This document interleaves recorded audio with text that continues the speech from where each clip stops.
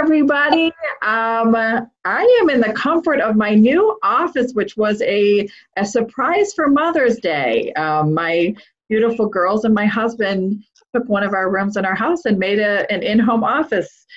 So my backdrop is a little different than what you guys have all seen from before.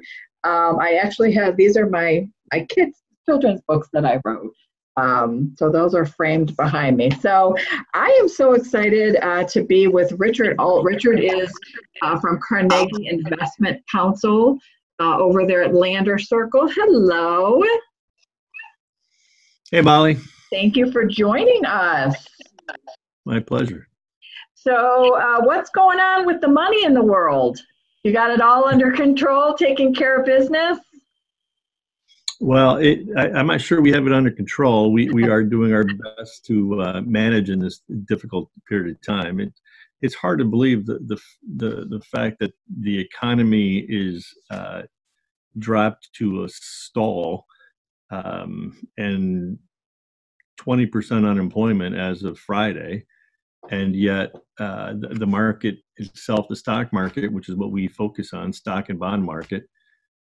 Interest rates have gone to zero, but the stock market's only down 9%, and the tech-heavy NASDAQ market is actually up on the year, which very few people would have made that bet at the beginning of the year. Will you see an effect this week with retail opening tomorrow, restaurants opening, outside on the 15th and then the 21st? Will that affect the stock market? I would say no, only because we really experienced that effect about 5 weeks ago. About March 24th, the market was just total capitulation in the sense that stocks were being sold off, bonds had sold off, gold, everything, real estate was being sold off. The market is trying to look 6-8 months down the road, and the bet, if you will, over the past 5 weeks, the reason why the market's recovered is just that we think the economy will bounce back. People will eventually want to go to restaurants, go to their favorite Chagrin Valley eatery, or go to church again, or go to catch a movie.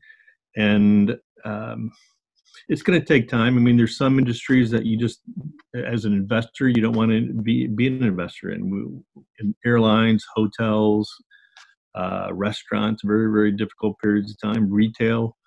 But there are some industries interesting to us that are thriving. I mean, anything online shopping, online services,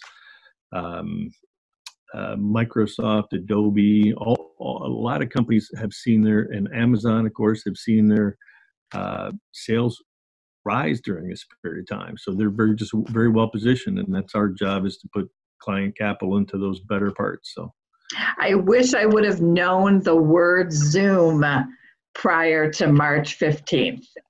I don't know how their stock is doing, but I would have to say they're at least a player now. They are. We're familiar with them. We knew about them prior. We think Microsoft Teams is actually a little more secure, and that's what we use we have 8 different offices around the country, and we use that as our access to be able to communicate both with clients as well as to other members of our team from LA to Florida to New York. So with money being so personal, it's got to be difficult that you can't be face-to-face with your clients. How have you guys been adjusting to that? I think that's the hardest part about what we do, because it is very personal. I mean, I think we're very fortunate. We serve a limited clientele, so it's not a large number, but we're expected to still make decisions, and not being able to look a client in the eye and have a review meeting. I mentioned March 24th, when the market, what we think the market bottom. Half our role is taking the emotion out of the market and trying to make good investment decisions for the benefit of clients.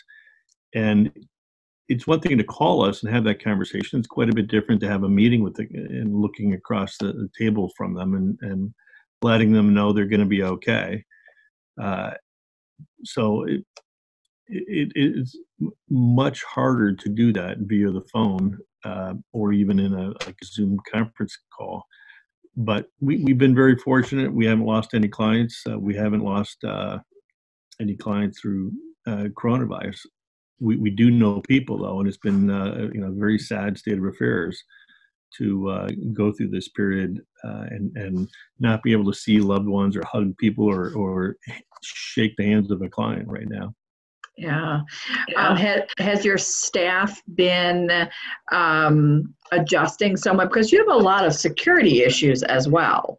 You can't just have a staff take a laptop home and work from home, I would assume, because you're probably protected by a lot of security features. But how are you doing with that? Well, you're spot on. We have to, because we're an SEC registered advisor, and we manage over $2.5 billion here. We do have a lot of protocol and security measures, and we are required by the SEC to actually have a disaster recovery program, and that's basically what kicked in. But yes, people are, as long as we have the right direct pipeline to their homes, they're able to continue to work from homes. I think we're going to have a half dozen people who have gone home, and we may not be able to get them back because they're enjoying and very comfortable working where they are, which is fine. We really don't think we're going to put a pressure on somebody to come back in if they're not comfortable yet. We're one of the fortunate industries that's been open, has not closed. Really have had no loss of personnel at all, and it's helpful. But it's a little eerie when you walk through our offices. There's a dozen computers that are up and running and being controlled by ghosts. So there's people at home controlling it, and we can see the cursor moving, but nobody here. That's odd. I think you're going to find a lot of employers that nervousness of having them work from home, and are they going to be productive? And I think all of that. This was we got thrown into it, and I think we're all realizing that yes, that we can do this home thing, and as an employer, you don't have to be on them all the time. I think that you'll see a lot of people working from home now. Yeah, I agree. That's a key point. I don't think we have to worry at all about whether people are working at it. I mean, we're in our role. It's we want to make sure the jobs are done, and we're very service oriented. So if a client calls and wants to make a gift, we take care of it. I'll say one thing that has been very heartwarming in dealing with clients is just what they've done, how they've stepped up and made some decisions, which I think is a result of who they are. But whether they have decided to gift money to their favorite bartender or hairstylist or paperboy or restaurant. We had one client call up and say there's the students at CIM are mostly foreign, and they can't go home. And a lot of them are on scholarships, so they don't have a lot of means. So he gifted them $20,000. Wow! And there's a half dozen stories like that. It's just amazing. That's so cool. I was just going to ask if people are being more generous right now to the nonprofits and things like you're saying, and that's so good to hear. So, Richard, you are located in that gorgeous building right on Lander Circle. Yes. Yeah, we were downtown for 35 years, and when this building became available, we decided to come out to the financial district of Northeast Ohio, which is right here, I think, at Lander Circle, and ended up buying the building from Howard Hanna. And we love the location. It's very convenient. it's made a world of difference for clients. Clients would never come downtown and drop off checks or statements or paperwork, and now they just pop in. So it's wonderful being out here. I mean, you're really by everything in that location. You've got the freeway, you've got all the restaurants, and yeah, it's a great location. You host the film festival's board meetings there in your boardroom there, and I'm on that board, so I get to visit you often. So. Well, you're always welcome. We're trying to call it Carnegie Circle, but people still call it Lander Circle. Well, I think we should talk to Mayor Baines and see if we could get that taken care of. I give Mayor Bain credit, though. He's the one who said at our opening, he said, "You've got the best view in Pepper Pike." So I would have to agree with him. Yeah, he has been quite the leader during this time in corresponding with residents and business owners and community. I've enjoyed his emails. He really is, to the point and gets the facts out. And so I appreciate his information that he sends out weekly. He's doing a great job. Yeah, I think if this mayor gig doesn't work, he could be an epidemiologist. Oh, okay. I love, or movie star. He's got that hair, that movie star hair. I'm jealous of his hair too. Yes, me too. So where could folks find you if they're interested in learning more about you guys? Well, I mean, we're always an open door. But the easiest place just to find out a little basic information about us would be at the website. I think of the website, it's the old yellow pages for those of us over 50.